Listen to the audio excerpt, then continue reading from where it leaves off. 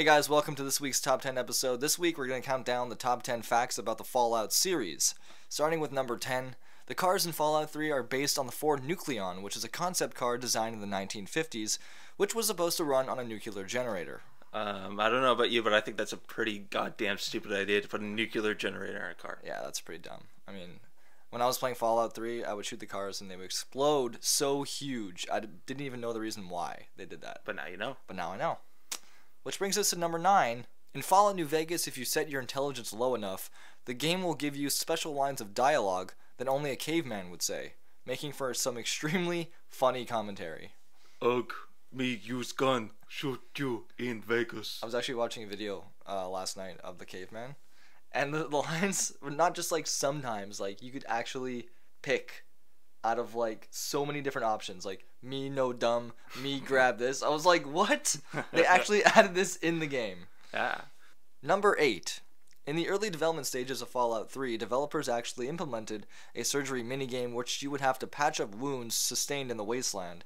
However, it was later removed due to the fact that it took away from the game's overall pacing and gameplay. Yeah, I could see that being pretty weird. I mean, it would be more interesting if it was more like Far Cry, where like it's like that animation where you like hold Y and you like rip bullets out of your arm. Yeah, you know, like I can see why they definitely took it out, because they had the VAT system already in the game, which made the gameplay already like slow down at some point. So I don't think they would really want to have something else slow down the game anyway. So. Number 7, Fallout 3 was originally being created by a company called Black Isle Studios, which the game was then called Van Burden. However, Black Isle Studios went out of business and sold all the rights for the game to Bethesda, and instead of continuing with the unfinished product, Bethesda then started completely from scratch and built the game from the ground up. They're like, yeah, we don't want your original idea. We're going to start from scratch. Thank you very much. It sucked ass. Number 6. Matthew Perry, better known as Chandler from the hit TV show Friends, voices Benny in Fallout New Vegas. Apparently he was a huge fan of the franchise, so much so that he actually gave Ellen DeGeneres a signed copy of Fallout 3 while he was on her show. The Fallout New Vegas developers saw this, and it all just became a snowball effect from there. Woo! Woo! Did you know that? No, I didn't know that. I didn't know that either, and I'm like watching Friends too right now, which is kind of funny. Crazy. Number 5. For Fallout 4, Bethesda recorded over 111,000 lines of dialogue, which is more than Fallout 3 and Skyrim combined, and that blew my mind when I read that. It's pretty awesome. It's pretty crazy. But it's like 8 gigs on a DVD that you can fit, where it's like on a Blu-ray you can fit like 60 or whatever. I don't know how big Fallout 4 is, but it's probably that's crazy. pretty big. How much lines of dialogue does Skyrim have then? I don't know. I guess half of that. So what the do math right now. I'm not gonna do math.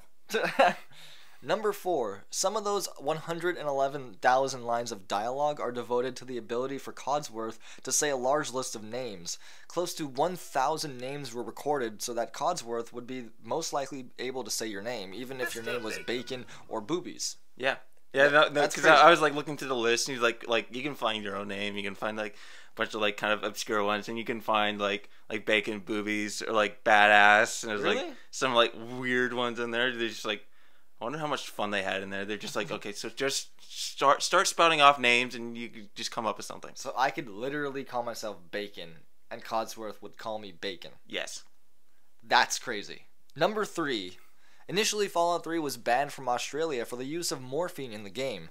Bethesda then saw this, and instead of changing this to the Australian version, they decided to change all of them, thus changing the name from Morphine to MedX, as we know it today. I've heard about them doing stuff like that before. I think they did the same thing with, it was either Left 4 Dead or Left 4 Dead 2. Oh yeah? Yeah. Or it didn't get banned. I think they changed the rating. It was like something weird or whatever.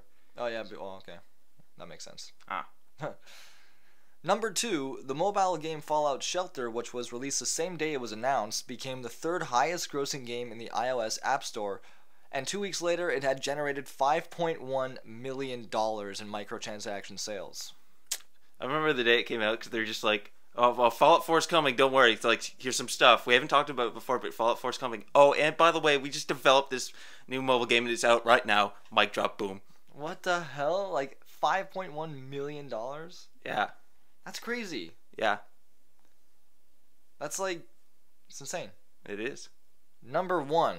You guys ready for number 1? You guys ready? The Japanese version of Fallout 3 does not give players the option to detonate the bomb in Megaton. The choice from the game was censored for obvious reasons, and even further, the nuke launching weapon named the Fat Man was renamed to the Nuka Launcher. This, of course, was because the name the Fat Man was the real-life name of the bomb that was dropped on Nagasaki in 1945.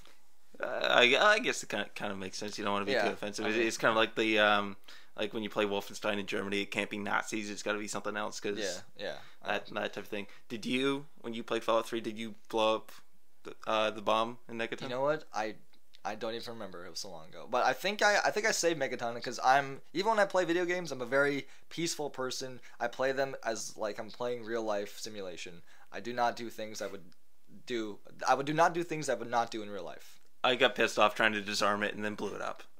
Oh, maybe that's what I did too, because you have to disarm it. It's true.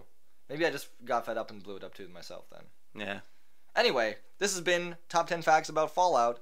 Come back next week where we have a whole new video waiting for you. Or something. Yeah.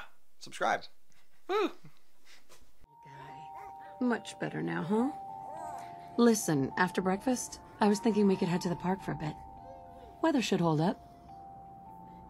And miss the World Series? Not gonna happen. Sir? Mum? You should come and see this! Codsworth, what's wrong?